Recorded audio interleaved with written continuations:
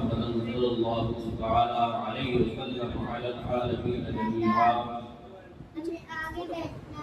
وأقامه يوم القيامة للمذنبين المتلوثين الخطائين الهالكين شفيعا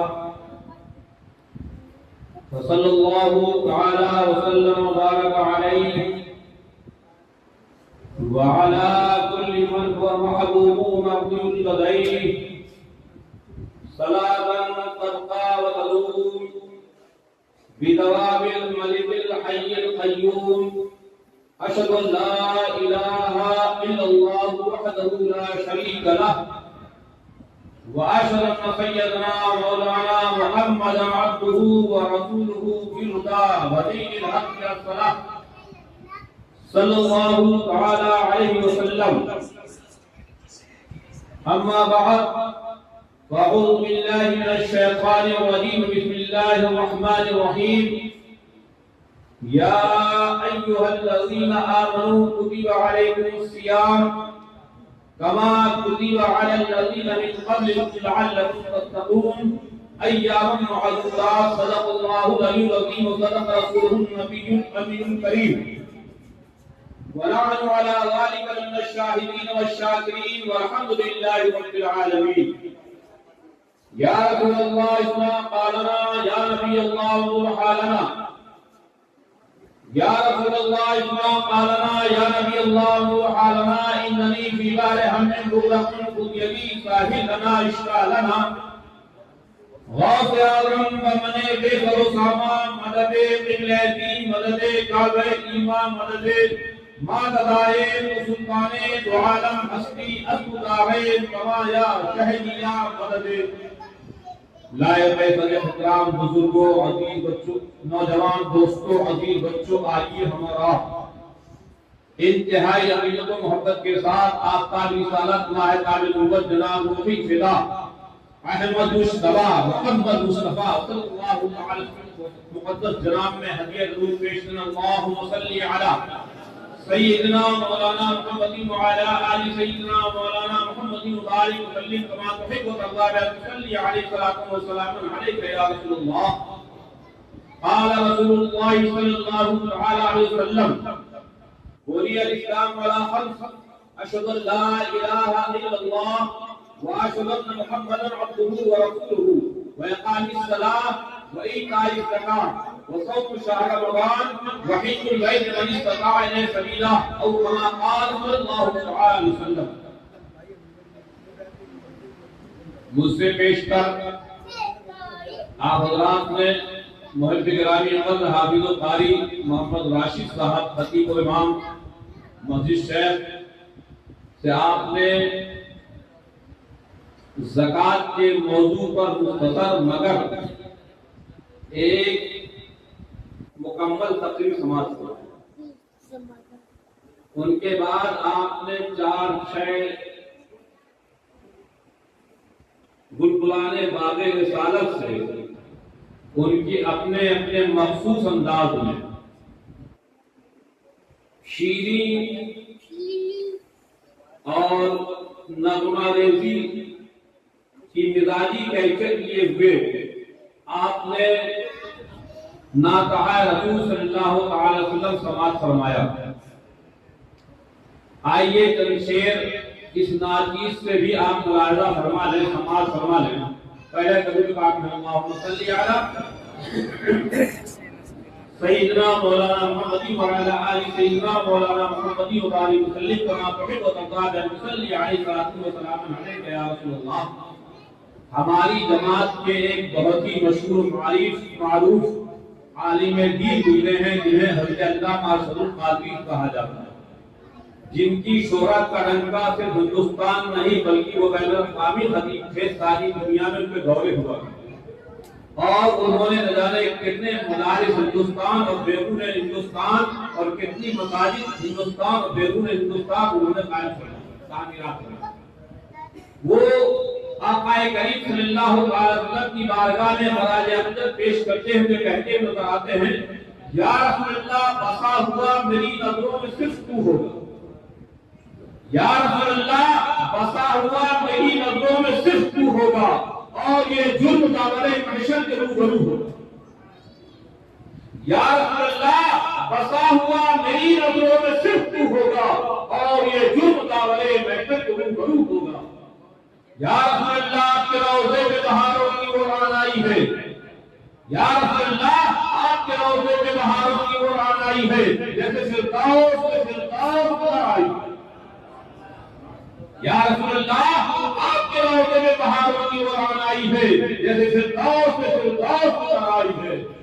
یا رسول اللہ آپ کا پاؤں چھو جائے تو پتھر سے بھی ڈرو۔ یا رسول اللہ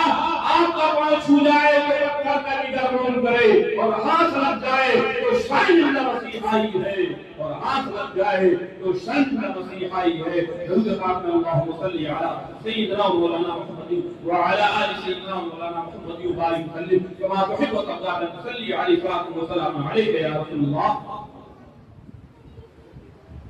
آج جمعہ کا دن تھا،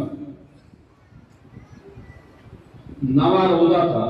کتنے روز رکھے آپ لوگوں نے؟ 10 12 8 9 سے زیادہ تو نہیں رکھے، وہ نواں روزہ تھا۔ اور تراویح کون سی تھی؟ 10ویں شب 10ویں۔ اب تو سحری کریں گے آپ، وہ 10ویں روزے کی کریں گے، کل روزہ 10واں ہوگا۔ تو یہ ختم قرآن کی ترغیب ہے۔ نواں روزہ پورا کرنے کے بعد 10ویں تراویح میں عزیزم حافظ و قاری مفتی محمد حسان رضا قاضی صلی اللہ علیہ وسلم سے آپ نے تراویح میں قرآن کو سماعت فرمایا۔ اللہ کو تبارک تعالیٰ ان کو اسی طرح قرآن سنانے کی توفیق عطا فرمائے، اور آپ اللہ کو بھی قرآن سننے کی ہمیشہ توفیق عطا فرمائے۔ قرآن کو ان کے مخارج اور صفات کے ساتھ پڑھنے کی توفیق عطا فرمائے، اور آپ حضرات کو بھی صحیح قرآن سننے کی توفیق عطا فرمائے۔ تو آج یہ ختم قرآن کی تقریب ہے، اور مہینہ کون سا ہے؟ رمضان المبارک کا۔ اگر آپ اس مہینے میں قرآن کا ایک پارہ پڑھتے ہو کتنا ثواب ملتا ہے؟ ایک لفظ کے پڑھنے پر 10 نیکی ملتی ہے عام طور پر اور مہینوں میں۔ تو اگر آپ نے ایک صفحہ پڑھا اور اس میں 100 حروف ہوں گے تو کتنے آپ کو کتنا ثواب ملے گا؟ رمضان کے علاوہ، اور رمضان میں اللہ رب تبارک تعالیٰ نفل کا ثواب فرض کے برابر کر دیتا ہے، اور فرض کا ثواب 70 فرضوں کے برابر کر دیتا ہے۔ تو گویا رمضان کا مہینہ ایسا ہے جس میں نیکیوں کے ثمرے میں اضافہ ہوتا ہے۔ آپ کو نیکی کرتے ہیں اس کے ثواب میں اضافہ ہوتا ہے۔ اللہ رب تبارک تعالیٰ کے محبوب فرماتے ہیں کہ بندے کو اس کے ایک عمل کے ذریعے سے، ایک نیکی کے ذریعے سے جناب علی 10 سے لے کر 700 گنا تک کا ثواب عطا کیا جاتا ہے۔ کتنا؟ 700۔ لیکن روزہ کے بارے میں کیا ہے؟ اللہ فرماتا ہے بندے نے روزہ میرے لیے رکھا ہے، اور میں نے خطبے کے بعد جس آیت مقدسہ کی تلاوت کا شرف حاصل کیا ہے وہ روزے ہی کے تعلق سے ہے۔ روزے کی فضیلت کا اس میں اظہار کیا گیا ہے، اعلان کیا گیا ہے، حکم کیا گیا ہے۔ اللہ رب العالمین فرماتا ہے یا ایھا الذین آمنو، اے ایمان والو، اے ایمان والو، یہ نہیں کہا یا ایھا الناس، اے لوگو، نہیں، اے ایمان والو، اے میرے بندو، تم میرے فرمان پر عمل کرتے ہو، جس طرح سارے فرامین پر عمل کرتے ہو، ویسے ہی اگر تمہیں روزہ شاخ سمجھ میں آ رہا ہے، سخت سمجھ میں آ رہا ہے، تو صبح صادق سے لے کر کے غروب آفتاب تک 12 گھنٹے 14 گھنٹے 15 گھنٹے تم میرے لیے بھوکے رہتے ہو، پیاسے رہتے ہو، اپنی بیوی سے دور رہتے ہو۔ میں نے ان سب چیزوں کو رمضان کے علاوہ یا روزہ کے علاوہ حلال رکھا ہے۔ تم 24 گھنٹے کھا پی سکتے ہو، پانی پی سکتے ہو، اچھے سے اچھا کھانا کھا سکتے ہو، اپنے اہل خانہ سے قریب ہو سکتے ہو، لیکن رمضان کے مہینے میں جب روزے کی حالت میں ہو میرا فریضہ ادا کر इबादत से लेकर के गुरुवार का तुम्हें खाना नहीं है, तुम्हें पीना नहीं है और तुम्हें अपने घर वाले से करीब नहीं होना। यहीं पर जो भी रोजादार है उसका यकीन मुस्तहकम हो जाता है। वो चाहे जितना ही भूखा हो, चाहे जितना ही प्यासा हो, घर में कोई न हो, चाहे घर के अंदर हो, बाहर सब है, अंदर कोई नहीं है, घर में अच्छे अच्छे मशरूबात रखे हुए, अच्छे अच्छे खाने रखे हुए हैं, उसको भूख लगी है, प्यास लगी है, लेकिन वो सोचता है भूख तो लगी है, अगर खाने को हाथ लगाऊंगा, प्यास तो लगी है, पानी को शरबत को हाथ लगाऊंगा, दुनिया तो नहीं देख रही है, घर के लोग तो नहीं देख रहे, जिसके लिए रोजा रखा है वो मेरा ये यकीन उसको खाने को रोकता है, उसको पीने को रोकता है, उसको जिमाने को रोकता है। और अगर बंदे का यही यकीन हर वक्त मुसल्लम रहे, 24 घंटे बंदे को तारी करे, तो कसम खुदा की अल्लाह के घर में हमने आगे बता दिया है, या अय्युहल्लज़ीना आमनू कुतिबा अलैकुमुस्सियाम कमा कुतिबा अलल्लज़ीना मिन क़ब्लिकुम लअल्लकुम तत्तक़ून। ऐ ईमान वालों, तुम पर रमजान के रोजे फर्ज किए गए, खाली तुम पर ही नहीं फर्ज किए गए, तुमसे पहले उम्मतों पर भी फर्ज किए गए। वो भी रोजे रखते थे, लेकिन तुम मेरे महबूब की उम्मत हो। मेरा महबूब, मेरा नबी, मेरा रसूल अंबिया का इमाम है, रसूलों का सरदार है, और तुम्हें निस्बत है मेरे रसूल से, वो अंबिया का वो सरदार है, रसूलों का वो सरदार है, तो तुम उस नबी से निस्बत रखने की वजह तुम तमाम उम्मतें बेहतरीन होनी। जितने भी नबियों की उम्मतें हुई हैं, चाहे हज़रत मूसा की उम्मत हुई हो, चाहे हज़रत ईसा की उम्मत हुई हो, चाहे हज़रत ज़बूर की उम्मत हुई हो, चाहे हज़रत सुलेमान की उम्मत हुई हो, किसी भी नबी की उम्मत हुई हो, कोई उम्मती तुमसे बढ़कर फजीलत में नहीं है, तुमसे बढ़कर शक्ल में नहीं है। हालांकि उनकी उम्र बहुत ज्यादा होती थी, वो कई सौ बरस की उम्र पाया करते थे। हमारी उम्र 50, 60, 70 पे ही खत्म हो जाती है, और हम और आप 4, 5, 6 बेटे होते हैं। वो 60 हाथ हुआ करते थे, उनकी खुराक भी ज्यादा हुआ करती थी, वो ताकत में ज्यादा होते थे, यही मुशरिक भी होते थे, उनसे ज्यादा जीवन होते थे। उसके बावजूद तुम अगर के मुननी हो, कमजोर से हो, लेकिन मेरे नबी के उम्मती हो, तुम्हारा मकाम सबसे बुलंद वाला है। तो जब तुम्हारा मकाम बुलंद है, तो ऐसा न हो रोजा छोड़ करके, रोजा चोरी करके, अपने दामन में हाथ धक्का लगा करके ये साबित करो, करम का टीका लगाओ, वो तो रोजा रखते थे और हम नबी की उम्मती होकर के, खैर उम्मत होकर के रोजा छोड़ते हुए नजर आ रहे हैं। लिहाजा हमें रोजा रखना पड़ेगा। अगर हम अपने आप को खैर उम्मत बनाना चाहते हैं, साबित करना चाहते हैं, अगर हम चाहते हैं कल मैदान महशर में अल्लाह के रसूल सल्लल्लाहु अलैहि वसल्लम की उम्मती होने के नाते सारे उम्मतियों के अफसर बदले दिखाए जाएं, तो फिर हमें यहाँ अमल करना पड़ेगा, जद्दोजहद करनी पड़ेगी, अपने आप को आगे ले जाना पड़ेगा। अल्लाह के रसूल फरमाते हैं इस्लाम की बुनियाद 5 चीजों पर रखी है। क्या चीजों पर? 5 चीजों पर। पहली बुनियाद क्या है? अशहदु अल्ला इलाहा इल्लल्लाह, मैं गवाही देता हूं कि अल्लाह के सिवा कोई माबूद नहीं। आपने एक अल्लाह की उलूहियत का इकरार करने के लिए 360 ही नहीं,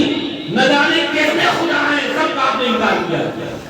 अशहदु अल्ला इलाहा इल्लल्लाह, मैं गवाही देता हूं कि अल्लाह के सिवा कोई माबूद नहीं। जब मुअज्जिन अज़ान में कहता है अशहदु अल्ला इलाहा इल्लल्लाह, आपकी क्या कैफियत होती है? अशहदु अल्ला ला पे जब पहुंचता है तो आप उंगली उठा देते हैं। ज़बान से तो कह रहे कोई माबूद नहीं है, लेकिन उंगली उठा करके कहते हैं एक है। ज़बान से कहते हैं कोई नहीं, लेकिन उंगली इसलिए उठाते हैं कि एक है। और जब इल्ला पे पहुंचता है मुअज्जिन अशहदु अल्ला तो उठाएगा, और जब इल्ला पे पहुंच जाएगा तो उंगली गिरा दी जाती है। क्यों? अभी नसी कर रहा था, इनकार कर रहा था, अब इस बात में कह रहा है और है एक। अशहदु अल्ला इलाहा इल्लल्लाह, अल्लाह के सिवा कोई माबूद नहीं, व अशहदु अन्ना मुहम्मदन अब्दुहु व रसूलुहु, और मैं गवाही देता हूं कि मोहम्मद सल्लल्लाहु अलैहि वसल्लम अल्लाह के सच्चे रसूल हैं। अगर کوئی صرف اشہد اللہ الہ الا اللہ ہی پڑھتا رہے وہ کامیاب نہیں ہو سکتا ہے، وہ جنت میں نہیں جا سکتا ہے، حالانکہ وہ اللہ کی وحدانیت کا اقرار کر رہا ہے، اللہ کو ایک مان رہا ہے، کہہ رہا ہے دنیا میں کوئی معبود نہیں، کہیں بھی کوئی معبود نہیں، ایک اللہ ہی ہے، لیکن جب تک رسول کی رسالت کا اقرار نہیں کرے گا اس کا ایمان معتبر نہیں ہوگا، وہ مومن نہیں کہلائے گا، مسلمان نہیں کہلائے گا۔ پتہ یہ چلا کہ رسول کی رسالت اصل ہے، جب تک رسول کی رسالت نہیں مانی جائے گی تب تک اپنے ایمان کا کوئی ٹھکانہ ہی نہیں۔ ایک تھا بہت سجدے کیے تھے، جنت میں رہتا تھا، بڑا نازک مزاج تھا، جھولے پہ جھول کر کے فرشتوں کو پڑھاتا تھا، خود تو جنات میں سے تھا، آگ کا بنا ہوا تھا، نوری فرشتوں کو پڑھاتا تھا، روئے زمین میں کوئی جگہ ایسی نہیں بچی تھی جہاں اس نے سجدہ نہ کیا ہو، موحد تھا، اس سے بڑا کوئی موحد ہو ہی نہیں، ایک خدا کا ماننے والا تھا، لیکن جب اللہ رب تبارک تعالیٰ نے حکم دیا وَإِذْ قُلْنَا لِلْمَلَائِكَةِ اسْجُدُوا لِآدَمَ فَسَجَدُوا إِلَّا إِبْلِيسَ، تو سارے ملائکہ جو شاگرد تھے اللہ کو حکم اپنی پیشانی کو جھکا دیا، مگر وہ ایک اکڑا کھڑا تھا، کیوں؟ وہ کہتا تھا میں نے تو ساری زندگی صرف خدا کا سجدہ کیا ہے، کسی بندے کا سجدہ نہیں کیا ہے، حضرت آدم خدا نہیں ہے، بندے خدا ہے، لہذا میں سجدہ نہیں کروں، لیکن یہ نہیں دیکھا حکم حصہ ہے، حکم تھا رب ذوالجلال کا، حکم تھا پروردگار عالم کا، اس نے حکم دیا، سارے فرشتے جناب علی جھک گئے، وہ کامیاب ہو گئے، اور وہ اکڑا کھڑا رہا، اٹھا کر پھینک دیا گیا۔ اور آج قرآن اسی کے لیے کہتا ہے ان الشیطان للانسان عدو مبین، بے شک شیطان انسان کا کھلا ہوا دشمن ہے۔ کیوں دشمن ہے؟ اس لیے کہ حضرت آدم کو سجدہ نہیں کیا، اور حضرت آدم کی ہم سب اولاد ہے، آدمی ہے، لہذا وہ ہمارا دشمن ہے۔ لہذا اگر دشمن کو پچھاڑنا چاہتے ہو تو نماز بھی پڑھنی پڑے گی، روزہ بھی رکھنا پڑے گا، زکات بھی دینی پڑے گی، حج بھی کرنا پڑے گا، رمضان کے مہینے میں تراویح میں قرآن کو بھی سننا پڑے گا، اور دن میں روزہ رکھ کر کے اپنے آپ کو ثابت کرنا پڑے گا کہ ہم اللہ کے حکم کو ماننے والے۔ اچھا روزہ رکھنے سے اور قرآن کی تلاوت یا قرآن سننے کو فائدہ کیا ہے؟ حدیث پاک میں ہے کہ کل جب میدان محشر ہوگا، قیامت کا دن آئے گا، تو یہی آج کا روزہ جس کو آپ نے رکھا ہے، یہی قرآن جس کو آپ پڑھتے ہو، امام کے پیچھے تراویح سنتے ہو، یہی کل اللہ کی بارگاہ میں حاضر ہوں گے۔ کون؟ روزہ اور قرآن، روزے اور قرآن کا چولی دامن کا تعلق ہے۔ رمضان میں روزہ، رمضان میں ہی قرآن نازل ہوا، اور روزہ جو ہے انسان کی صفات میں بہتری پیدا کرتا ہے، تقویٰ لاتا ہے، قرآن خود کہتا ہے اس لیے تم پر روزے فرض کیے گئے تاکہ تم متقی بن جاؤ، تمہارا اندر کا حصہ جو ہے وہ بھی صاف و شفاف ہو جائے، دل کی سیاہی ختم ہو جائے، اجالا پیدا ہو جائے، روحانیت پیدا ہو جائے، تمہارے اندر لطافت آ جائے، تمہارے اندر جو ابھی تک کثافت تھی، تمہارے اندر جو گندگی تھی وہ آرائش سے دور ہو جائے۔ تو روزہ پاک کرنے کے لیے آتا ہے، اور جب پاک کرنے کے لیے آتا ہے تو کل قیامت کے دن کھڑا ہوگا بارگاہ خداوندی میں، کہتا ہے میرے رب یہ جو بندہ کھڑا ہے یہ صرف اس کو راضی کرنے کے لیے روزہ رکھتا تھا، دن میں بھوکا پیاسا رہتا تھا، وہ قرآن کہے گا اے میرے رب یہ رات میں قرآن کے لیے قیام کیا کرتا تھا، تیرے گھر میں قرآن پڑھا کرتا تھا، سنا کرتا تھا، میں اس کی سفارش کرتا ہوں، اے پروردگار عالم، روزہ کہے گا اس کو جنت میں پہنچا دے،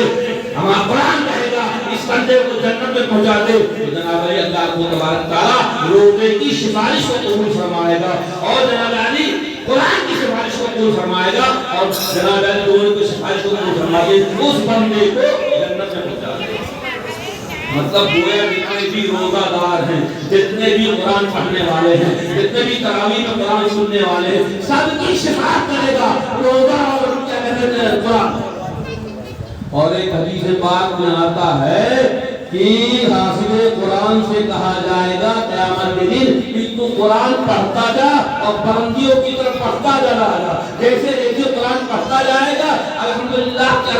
علی سے لے کر کے والناس کی سین تک جب پڑھتا چلا جائے گا تو جتنا پڑھتا جائے گا اتنا ہی بلند ہوتا چلا جائے گا، اتنا ہی اس کا مقام بلند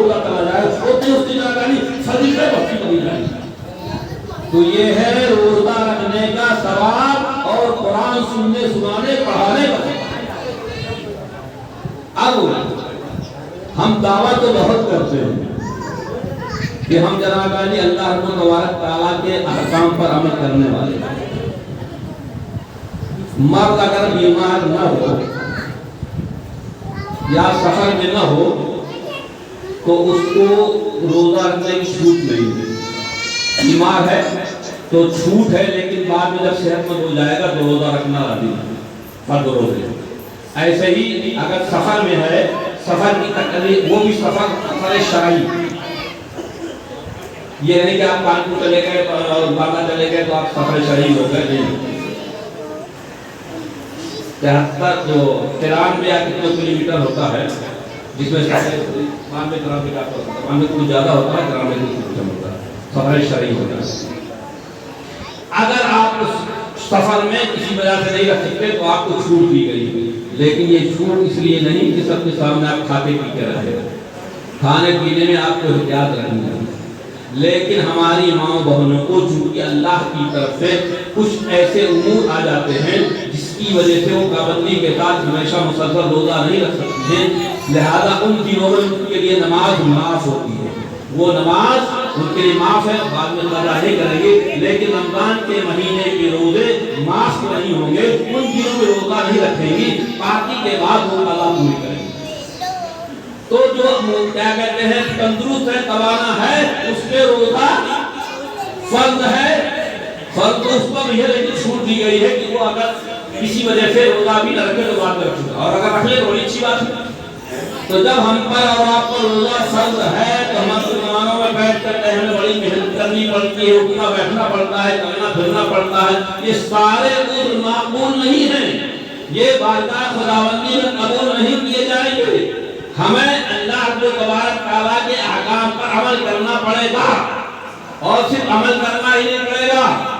کل میں نے تھوڑا مختصر سے علم دین کے موضوع پر گفتگو کی تھی، اس کا مفہوم یہ ہے کہ بندہ جب ایمان لے آتا ہے، اسلام لے آتا ہے تو اللہ کو ایک جانے، اس کی وحدانیت کا، اس کی صفات کا کیا کہتے ہیں تسلیم کرے، جو اس کی تمام صفات ہیں، جس کو آپ یہ کہہ سکتے ہیں ایمان مجمل، ایمان مفصل میں جو بتایا گیا ہے، ان سب چیزوں کو مانے، اس کے بعد رسول کی رسالت کا اقرار کرتے ہوئے رمضان کی نماز بالغ ہو گیا تو نماز کے احکام اس کو معلوم ہونے چاہیے، مسائل سیکھنا اس کا فرض ہے،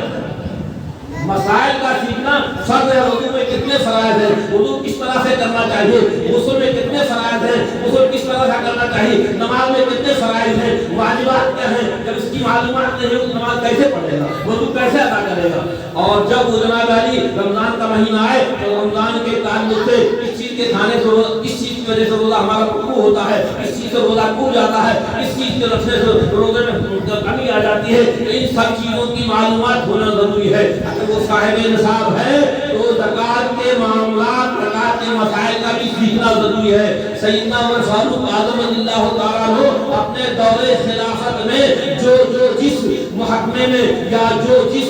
شعبے سے متعلق ہوتا تھا، اگر وہ تعلیم تھا، تجارت کرتا تھا یا کوئی اور شعبہ اختیار کرتا تھا، جس شعبے میں ہوتا تھا اس کو زبردستی اس علم، اس شعبے کا علم اس کو حاصل کرنے کے لیے فرماتے تھے، اور اگر نہیں وہ حاصل کرتا تھا اس پر دورے مارے جاتے تھے کہ نادان جاہل تو علم حاصل نہیں کر رہا ہے، اس کی ضرورت ہے، وہ حلال و حرام کو کیا سمجھے گا، تو سمجھے گا جو حلال ہے لیکن سود ہوا جا رہا ہے، تو کوئی ہلاک کر رہا ہے۔ لہذا جس شعبے سے تو متعلق ہے، جس چیز کو تم نے اپنایا ہے، جس زندگی کے لیے جس راہ کو تم نے اختیار کیا، اس کا علم حاصل کرنا پڑتا ہے۔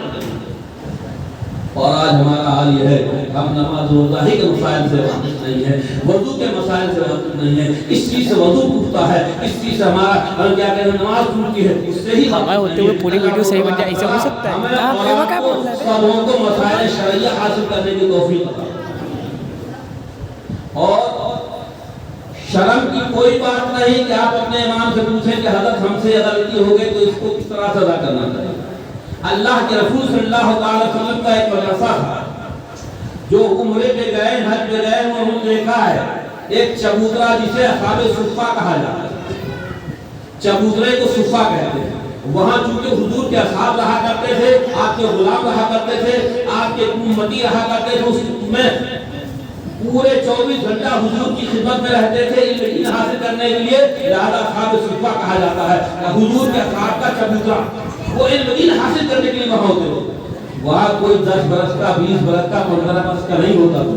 20 کا بھی تھا، 50 کا بھی تھا، 80 کا بھی تھا، 60 کا بھی تھا۔ عمر کی کوئی قید نہیں تھی اور ان کو کوئی شرم نہیں ہوتی تھی، کیونکہ آج نہیں ہوتا تھا۔ ہم اتنے بوڑھے ہو گئے، ہم ان میں حاصل کریں، ہم کہتے تھے مسائل سیکھیں۔ جناب یعنی یہی تو اللہ کے رسول نے مزاج کیا ہے اور کہا گیا ہے علم حاصل کرو۔ کہاں سے؟ اپنے انگورے سے، بچپن میں جس جھولے پہ لیٹے تھے وہاں سے لے کر لحد تک، یعنی اپنے آخری منزل تک جب تمہاری سانس ختم ہو رہی ہے اس وقت تم علم حاصل کرو۔ اطلب العلم ولو کان بالسین، علم دین حاصل کرنے کے لیے تمہیں چاہے دور دراز کا سفر کرنا پڑے، چاہے دور تک جانا پڑے، علم دین حاصل کرو۔ تو جب تک ہمارے اخلاق ان تمام امور پر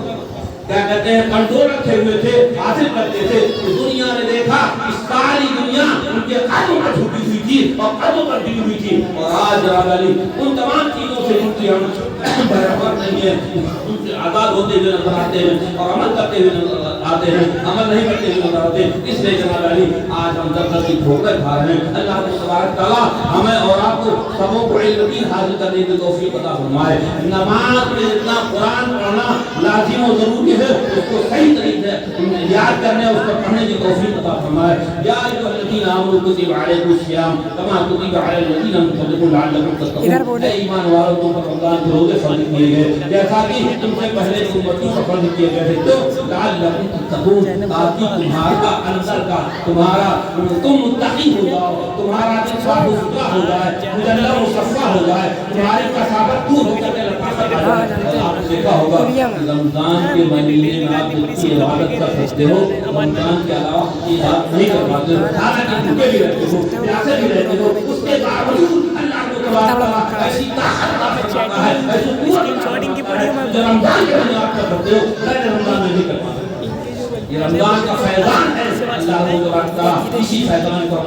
جامع ساری رکھے، کھڑے ہو جائیے بات میں، صلاۃ و سلام